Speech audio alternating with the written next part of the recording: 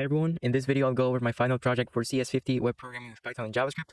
And this application similar to on Airlines website where users can create an account, log in, take a look at all the available flights, and book them as well as other features. I'll log in as a user that I previously created. We have a banner, some links to other pages, another link. We have a form where we can check the status of an existing flight. We also see a map with pins on the destinations that we offer. And we also have a slider. So the first thing I'll go over is the flights page, which we can access by using this button or the link in the navigation bar. Once we're here, we see this form where we can select the origin and the destination of the flights we would like to see. By default, we simply see all of the flights 10 at a time. So here's the first 10, and now we can go to the second page, and here we see the rest. As we can see, we're on page 2 of 2, we can go back. And now I'll try to narrow down the results that we see.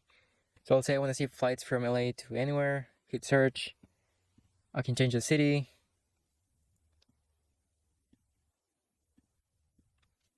And if there are no results, we simply see a message saying so, like this.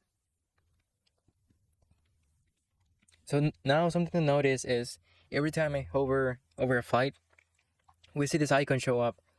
And if we click on that icon, at first it seems that the flight is gone, but if we reload the page, now we see that this flight has this icon without me having to hover over it, and it's a little bit different. And if you compare these two, you'll notice that this one says booked, but this one doesn't. So the reason why is because this flight was simply added to a watch list, and this flight was previously booked. So now we'll go over the details page for each flight. So as we can see, we have this link. If we click on this link, we're taken to this page where we have more information about the flight. We have the total duration, information about the origin, and the destination. We also see the ID of the flight, its price, and we have the ability to book the flight. So here we can select our date of birth. We can enter an email, but it's optional, and we need to enter a password to be able to book a flight. So I'll enter the password and select the cabin, hit confirm.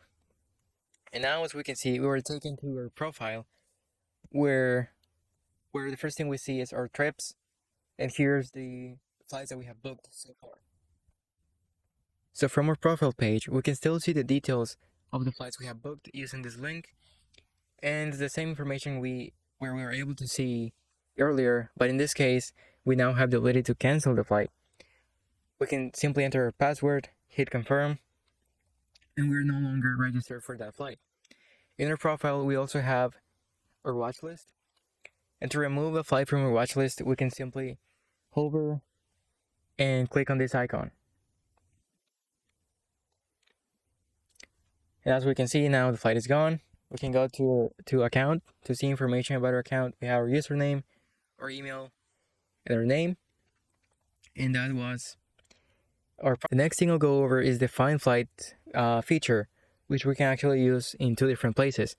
We can go to its dedicated page with this link and this link in this dropdown, but we can also use this form in the index page. We have to simply enter our first name, last name, and then the ID of a ticket or a ticket number of a flight that we have booked, and we have the ability to check the status. As we can see, we have the flight from LAX to LAS, and we can see that right now our flight is scheduled and will depart on this date. We can go to the dedicated page and the process is the same. And as we can see, we obtain the same result. Finally, I'll go over the check-in feature. We can select a flight, and we can only select the flights that will depart in 24 hours or less from the current time.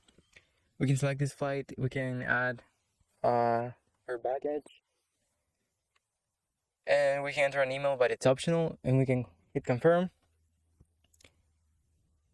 And now, as we can see in this flights page, we see that we've checked in for this flight and we're no longer able to cancel. And also, this link simply takes us to all the destinations and a link to hotels for that city.